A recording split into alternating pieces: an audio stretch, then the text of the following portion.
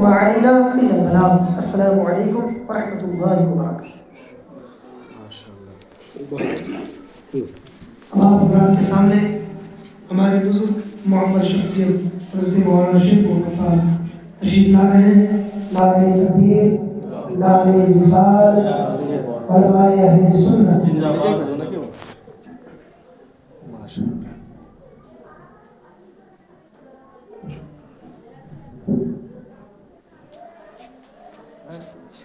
السلام علیکم ورحمۃ اللہ وبرکاتہ. الحمد للہ حمدا کثیرا طیبا مبارکا وصلی وسلم علی سید الہدینا وخاتم النبیین واصحابہ اجمعین. اعوذ باللہ من الشیطان الرجیم. بسم اللہ الرحمن الرحیم. لقد کان لکم فی رسول اللہ اسوۃ حسنہ. صدق اللہ العلی العظیم وبلغنا الرسول النبی الکریم ونحن علی ذلک لمن الشاہدین والشاکرین والحمد للہ رب العالمین. آئیے کچھ بیان سے قبل ایک بار عقیدت و محبت کے ساتھ جم کے درود شریف پیش کریں. پڑھیے اللہم صلی علی سیدنا وصفینا محمد علیہ صلاۃ و سلام علیک یا رسول اللہ یا حبیب اللہ صلی اللہ تعالی علیہ وسلم. دوستو، ابھی ہمارے حافظ و قاری حضرت علامہ مولانا مفتی ابوذر غفاری، انہوں نے قرآن حدیث کی روشنی میں اور ماشاءاللہ ان کی بولنے کا جو انداز اور عمر کے لحاظ سے دیکھا جائے تو بہت ہی کم عمر میں انہوں نے یہ علم حاصل کر کے آج پورنیہ شہر میں چاروں طرف ان کا بول بالا ہے. اور ہم سبوں نے ان کے لیے دعا کریں گے کہ مولا ان کو علم کے اور ترقی عطا فرمائے. اور ہماری پورنیہ شہر میں ہر بچے سے لے کر بوڑھے تک قرآن اور حدیث کی روشنی میں سبھی کو چلنے کا توفیق عطا فرمائے. اور میں زیادہ وقت نہیں، تھوڑی دیر کے لیے آپ لوگوں کے سامنے گفتگو کرنے کا کوشش کروں گا انشاءاللہ تعالی. آپ نے تو سن چکے کہ اللہ کے ولی کتنی محنت مشقت کے بعد ان کو یہ رتبہ اور یہ مرتبہ ملتا. آج ہم اور آپ جو عبادت کرتے اللہ کو راضی کرنے کے لیے، ہم اور آپ جو عبادت کرتے تو ایک معمولی عبادت، اب اسی میں جو ہے ہم اور آپ سوچتے کیا کہ ہم نے جو ہے ایک بہت ہی بڑا کام کر دیا. اور بہت لوگ ایسے بھی ہیں کہ دیکھیے گا کہ کوئی اگر نماز پڑھتے تو ان کا خیال یہ ہے کہ ہم نے محلہ کا ایک احسان کر دیا. کوئی جب حج کر کے آتے تو وہ سوچتے کہ ہم نے ایک محلہ کا احسان کر دیا، گاؤں کا احسان کر دیا. تو دوستو، میں میرا بتانے کا جو مقصد ہے، میرا بتانے کا مقصد ہے کہ جو بھی عبادت کی جائے کہ صرف اللہ اور اللہ کے رسول کو راضی کرنے کے لیے عبادت کی جائے۔ اور اگر کوئی یہ سوچا، کسی نے اگر یہ خیال کیا کہ ہم نے نماز پڑھ کے، روزہ رکھ کے، حج کر کے ہم نے محلے والوں کا احسان کیا، تو دوستو یہ غلط اور یہ نادانی ہے۔ آج دیکھیے گا کہ اللہ تعالیٰ نے ایک چھپکلی کو پیدا کیا، تو ایک چھپکلی دیکھیے گا چھت میں وہ لٹک کر رہتا، جھول کے رہتا، یعنی اس کا پیر اوپر طرف ہوتا، چھت کے اوپر طرف، اور اس کا جسم شریر جو ہے نیچے طرف ہوتا، اور چھت میں وہ چپکا ہوا رہتا۔ اگر اس سے پوچھا جائے کہ تو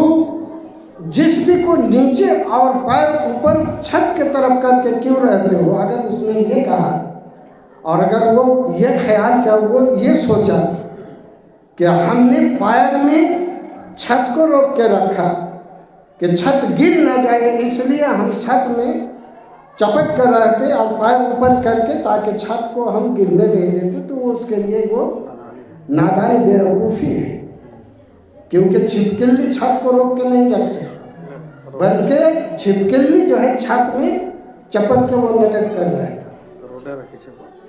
اسی طرح ایک دریا میں اگر کوئی شخص بیٹھا ہو اور وہ پانی میں اپنا پیر سے حرکت کرتا ہو، اور اگر وہ یہ خیال کرے، وہ یہ سوچے کہ ہم دریا کا پانی میں حرکت کر رہا ہوں، پیر ہلا رہا ہوں، اس لیے دریا کا پانی تیزی سے بہہ رہا، تو اس کی بیوقوفی نادانی ہے، کیونکہ اس کے پیر کے حرکت سے پانی تیز سے نہیں بہتا۔ آج دیکھیے گا گاؤں میں یہ اکثر ملتا، ایک پرندہ ٹیٹوئی پاکھی کہا جاتا ہے، ایک بہت ہی اس کا پیر جو ہے پتلا سا رہتا، ٹیٹوئی، اور وہ رہتا ہے ایک پانی کے سامنے دیکھیے گا ایک جھاڑو بنتا ہے، لوکو جھاڑو، ایک دن کا جیسا ہے،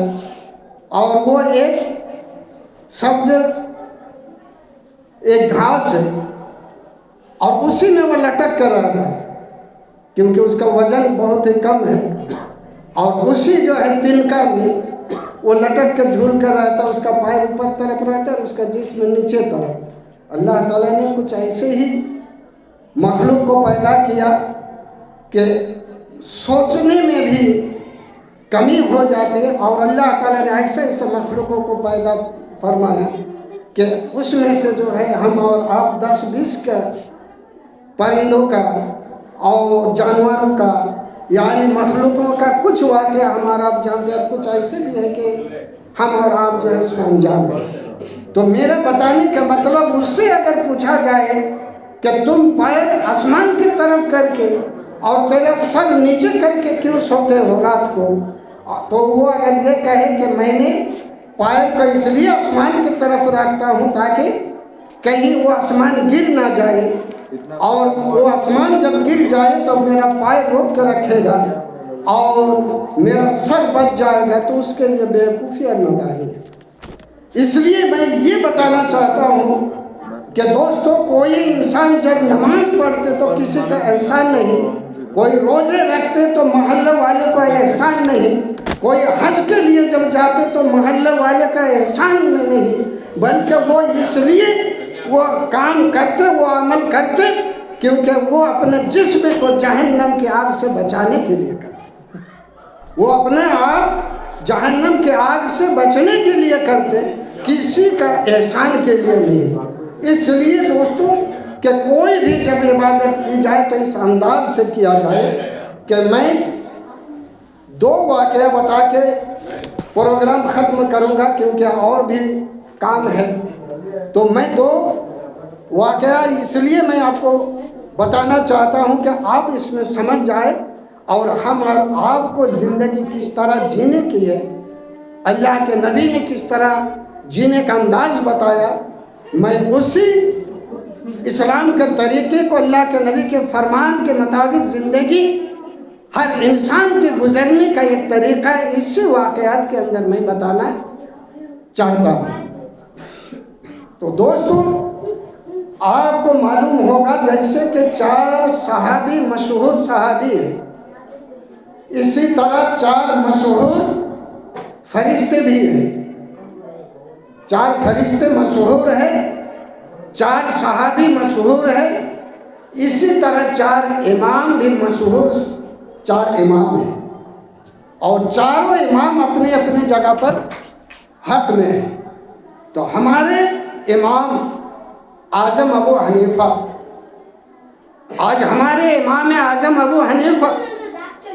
وہ اللہ کی عبادت کرتے کس انداز سے کہ انہوں نے کبھی فرض نہیں چھوڑتے، انہوں نے جب عبادت کرتے تو واجب نہیں چھوڑتے، انہوں نے سنت ادا کرتے، اور جب فرض واجب سنت ادا کرنے کے بعد نفل عبادت میں رات اور دن جو ہے باقی وقت میں وہ گزار دیتے نفل عبادت میں۔ آپ کو معلوم ہوگا کہ عشاء کی نماز پڑھنے کے بعد اجازت ہے، شریعت بتاتی ہے کہ عشاء کی نماز پڑھنے کے بعد آپ سو جائیں، اور سو جائیں اس لیے تاکہ جب بھی آپ کی نیند کھولے تو اس وقت تہجد نماز کا وقت ہے کہ آپ تہجد کی نماز پڑھیں۔ اور اگر آپ رات بھر نہ سوئے تو رات 12 بجے کے بعد، یعنی رات آدھی گزر جانے کے بعد آپ تہجد پڑھیں، پھر فجر کی نماز ادا کریں۔ تو جب شریعت اجازت دیتی عشاء کی نماز پڑھنے کے بعد سونے کی، لیکن امام اعظم ابو حنیفہ کہ وہ فرض ادا کرتے، واجبات ادا کرتے، سنت ادا کرتے، اور یہاں تک کہ دیکھا گیا کہ رات دن کا تبلیغ کیا کرتے تھے،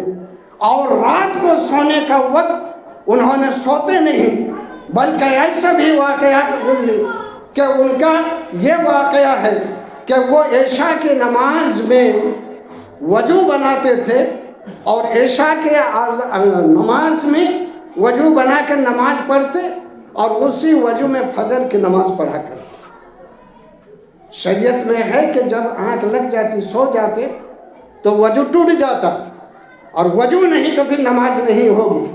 تو پتہ چلا کہ انہوں نے عشاء کی نماز میں فجر کی جب نماز پڑھا کرتے تھے،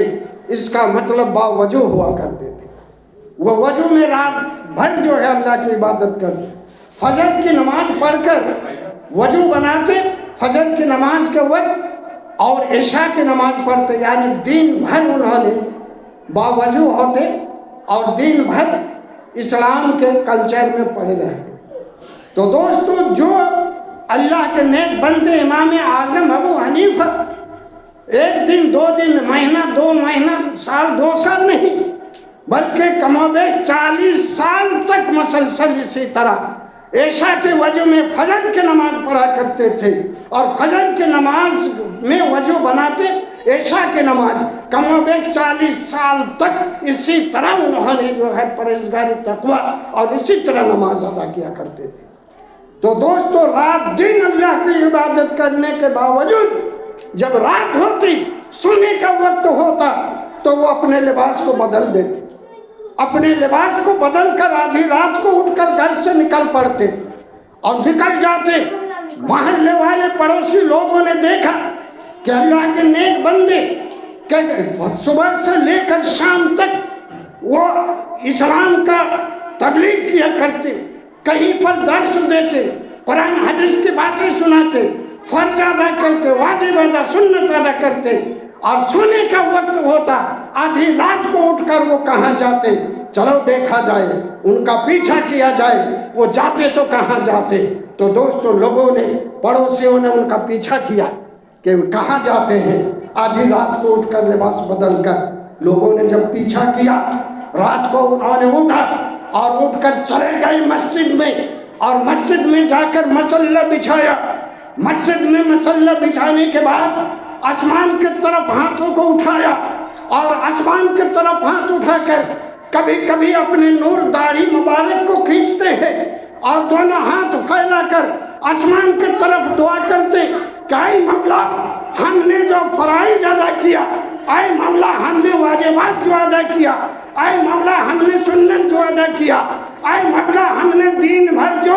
دین کا تبلیغ کیا، اے مولا تیری بارگاہ میں اگر یہ ہماری عبادت تو نے قبول کیا یا نہ کیا، اے مولا اگر یہ ہماری عبادت ہم نے جو عبادت کی اگر تیرے بارگاہ میں قبول نہیں ہوا ہوگا تو مولا کہ اس سفید داڑھی کا لاج رکھ دے تو، اے مولا کہ اس سفید داڑھی کا لاج رکھ دینا محشر کے میدان میں، جیسے کہ ایک داڑھی والے کو ایک شخص مسلمان مومن کو بے عزتی اور جلیل نہ کیا جائے، خدا کے بارگاہ میں وہ مسجد میں رو رو کر دعا کرتے کہ مولا ہم نے جو عبادت کی اگر تیرے بارگاہ میں قبول نہیں ہوا ہوگا تو محشر کے میدان میں سفید داڑھی کا لاج رکھ دینا۔ انہوں نے اتنا کچھ کرنے کے باوجود انہوں نے یہ خدا کے بارگاہ میں یہ ڈیمانڈ نہیں رکھا، یہ خدا کے بارگاہ میں یہ نہیں کہا کہ ہم نے اتنی عبادت کی، ہم اللہ کا نیک بندہ، ہم جنت میں جائیں گے، اللہ کے بارگاہ میں ہم اتنی محنت کی، ہمارے لیے اللہ تعالیٰ اس کا اجر دے گا، کچھ نہ کچھ انعام دے گا۔ دوستو ایسا نہیں، اس لیے دوستو اگر امام اعظم ابو حنیفہ انہوں نے اتنی کچھ رات دن اللہ کی عبادت دین کی تبلیغ کرنے کے باوجود انہوں نے خدا کے بارگاہ میں ڈیمانڈ نہیں کیا، اس لیے نہیں کیا کہ کوئی بھی مسلمان اگر نماز پڑھے، اگر وہ کہے کہ ہم نے احسان کیا، کوئی اگر حج کو جائے اگر وہ کہے کہ ہم نے محلے والوں کو احسان کیا، کوئی اگر روزے رکھے اگر وہ کہے کہ ہم نے محلے والوں کو احسان کیا، تو دوستو یہ غلط ہے، یہ نادانی ہے، بلکہ جو بھی عبادت کرو گے خدا کے بارگاہ میں اس کا کوئی ڈیمانڈ اور اس کے لیے جو ہے کوئی بھی آپ بدلہ نہ مانگے، کیونکہ خداوند قدوس رحیم و رحمان ہے، وہ خود دینے والا ہے۔ آج دوستو ہر مسلمانوں کو اس طرح جینے کا جو انداز ہے میں بتانا چاہتا ہوں اسی واقعے میں کہ آپ ہر مسلمان عبادت اس انداز سے کرے اور عبادت کرنے کے بعد خدا کے بارگاہ میں ڈیمانڈ نہ کرے۔ ایک شخص 70 سال اللہ کی عبادت کی، 70 سال عبادت کرنے کے بعد کچھ دنوں کے بعد اسی طرح محفل پر وہ بیٹھے ہوئے تھے، وہ بزرگ بیٹھے ہوئے تھے اور اس دور کے پیغمبر، اس دور کے نبیوں کے ذریعے میں خبر پہنچایا گیا، خداوند قدوس جبریل امین کو بھیجا اس دور کے پیغمبر کے پاس۔ ان پیغمبروں نے یہ خبر پہنچایا کہ دیکھو کہ 70 سال اس شخص نے جو عبادت کی خدا کے بارگاہ میں، خداوند قدوس اس عبادت کو رد کر دیا۔ 70 سال عبادت کرنے کے بعد خدا کے بارگاہ میں ٹھکرا دیا گیا۔ تو دوستو یہ جب خبر، یہ جب پیغام اس شخص کے پاس آیا تو اسی طرح بھری محفل پر وہ بیٹھے ہوئے تھے اور بھری محفل پر جب یہ خبر پہنچایا گیا کہ اے بزرگ آپ نے 70 سال جو عبادت کی خداوند قدوس نے رد کر دیا، تمہاری عبادت کو قبول نہیں، ٹھکرا دیا، تو جیسے ہی وہ سنا وہ محفل سے اٹھ کر کھڑے ہو گئے اور کھڑے ہونے کے بعد وجد میں آ گیا اور وجد میں آنے کے بعد وہ جھومنے لگا، نچنے لگا۔ لوگوں نے دیکھا اور لوگوں نے پوچھا، لوگوں نے سوال کیا کہ ارے تو نے 70 سال عبادت کی اور اللہ نے ٹھکرا دیا، رد کر دیا، اب تو تمہیں رونا چاہیے، تمہیں تو بے ہوش ہو جانا چاہیے، تمہیں تو غم ہونا چاہیے، 70 سال کی عبادت کو تمہارا ٹھکرا دیا۔ تو دوستو وہ اٹھ کر کھڑے ہو گئے، جھومنے لگے، نچنے لگے۔ جب ان سے پوچھا گیا کہ ایسا کیوں، تو دوستو انہوں نے جواب دیا کہ اے لوگوں سنو، میں نے 70 سال سے اللہ کی عبادت کی، 70 سال تک خدا کی طرف سے کوئی آواز نہ آئی، آج 70 سال عبادت کرنے کے بعد خدا کے طرف سے کوئی خبر، کوئی پیغام نہیں آیا، لیکن آج 70 سال کے بعد خدا کے طرف سے یہ خبر ملی، 70 سال کے بعد خدا کے طرف سے یہ پیغام آیا کہ آج ہمارا 70 سال کی عبادت کو خداوند قدوس رد کر دیا، ٹھکرا دیا، اس لیے میں وجد میں آ گیا اور جھومنے لگا، نچنے لگا۔ اس لیے کہ آج خداوند قدوس ہمیں یاد کر لیا. آج خداوند قدوس 70 سال کے بعد ہمیں یاد کر لیا. ارے عبادت کرنی تو میرا کام تھا، ہم نے عبادت کرنا ہے کر لیا،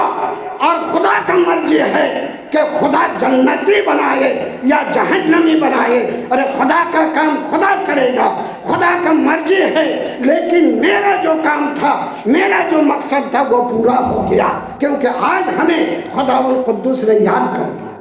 اور جنت میں دینا یا دوزخ میں دینا یہ تو اللہ کی مرضی ہے.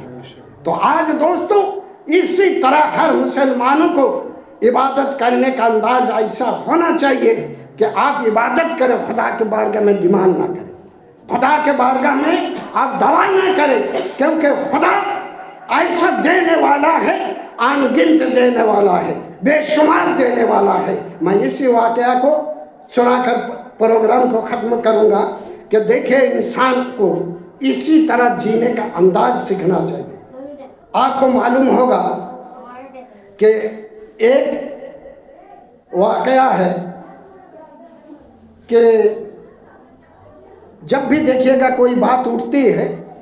تو بات اٹھنے سے کیا ہوتا ہے کہ آہستہ آہستہ سے بات آگے بڑھ جاتی. تو اس لیے ضروری ہے کہ میں اسی واقعہ کو سنا کر پروگرام کو ختم کروں گا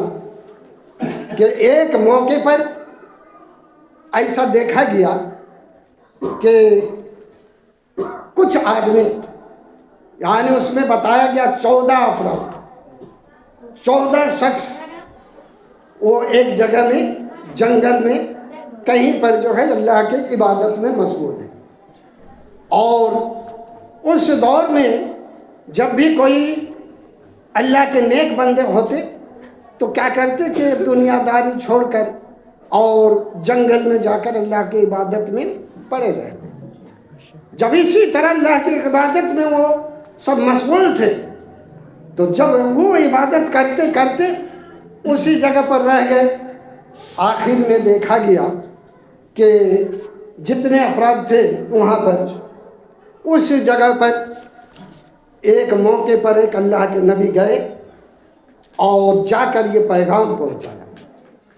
خبر پہنچایا. خبر کیا پہنچایا کہ خداوند قدوس کے طرف سے انہوں نے فرمایا کہ میں نے پیغام لایا ہوں کہ آج جو بھی مانگو گے آج خدا کے طرف سے تجھے مل جائے گا، جو بھی مانگو گے مل جائے گا. تو دوستوں ان لوگوں نے کچھ نہیں مانگا، کچھ ڈیمانڈ نہیں کیا، بلکہ ان لوگوں نے یہ جواب دیا کہ اے اللہ کے نیک بندے، آج اگر سب کچھ ملنے کا ہے، جو بھی مانگا جائے مل جائے گا، تو آج میں یہی چاہتا ہوں کہ اللہ تعالی ہمیں معاف کر دے، اللہ تعالی ہمیں معاف کر دے. تو دوستو انہوں نے کوئی دولت نہیں مانگی، ان لوگوں نے یعنی کچھ ایسے خاص چیز دنیاوی چیز میں نہیں بلکہ آخرت کے لیے انہوں نے کیا مانگا کہ اللہ تعالیٰ جیسے ہمیں معاف کر دے. تو میرا بتانے کا مطلب یہ ہے کہ دوستو آج یہ دور، یہ زمانہ، آج جو دور زمانہ آیا ہے کہ اب تو ایسا لگتا ہے کہ ایمان بچانا مشکل ہے. ہاتھ میں انگارہ رکھنا آسان ہو جائے لیکن ایمان بچانا مشکل ہو جائے. اس لیے ضروری ہے کہ دوستو جتنا آپ سنیں زیادہ سے زیادہ عمل کرنے کی کوشش کریں. ابھی ہم اور آپ کے سامنے جو مفتی صاحب انہوں نے بہت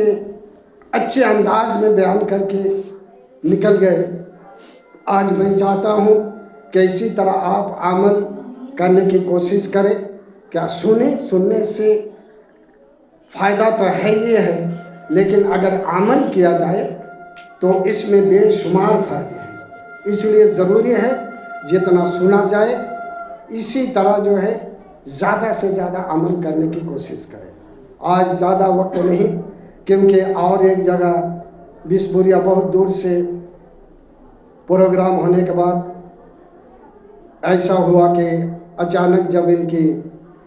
خبر ملی کہ یہاں پروگرام ہے اور پہلے بھی ان کا بولا ہوا تھا انہوں نے بتائے تھے کہ پروگرام میں آنا ہے، تو اللہ کا فضل و کرم ہے کہ وہاں سے آ کر آپ کے اس پروگرام میں حاضر ہوا ہوں، اور میں دعا کرتا ہوں اللہ کی بارگاہ میں کہ مولا کہ ہم لوگوں نے جو بھی ہمارے مفتی ابوذر غفاری سے اور ہماری زبان سے اور ہمارے مدرسہ قادریہ منظر حبیب کے طالب علم سے نعتیہ کلام اور جو کچھ بھی ہم لوگوں نے سنا، اور سننے کے بعد زیادہ سے زیادہ ہم لوگوں کو عمل کرنے کا توفیق عطا فرما، اور کوئی ایسا اس پروگرام کا کوئی ایک عمل یا کوئی حدیث سننے کے بعد اس حدیث پر ہم اور آپ عمل کریں گے تو مولا تو رحیم الرحمن ہے، اسی کے صدقے میں ہم سب کا مغفرت عطا فرما، وما علینا الا البلاغ۔ آئیے کا صلاۃ سلام پڑھ۔